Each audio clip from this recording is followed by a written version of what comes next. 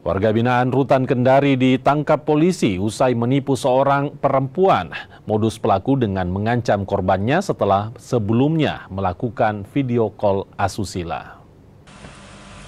Warga binaan Rutan Kolaka berinisial WL ditahan Satuan Reskrim Polresta Kendari. WL dilaporkan atas dugaan pemerasan serta penipuan oleh seorang wanita. WL mengaku sebagai anggota TNI Angkatan Laut dan memeras wanita berinisial A dengan modus video call asusila. Pelaku merekam aksi video call tersebut, kemudian memeras korban hingga mencapai 200 juta rupiah lebih. Motif yang bersangkutan untuk mendapat keuntungan pribadi yang digunakan untuk judi online. Jadi dia main judi online. Layanan video call seks berbayar. Video call seks berbayar, kebutuhan pribadi, serta mentraktir sesama warga binaan di Rutan.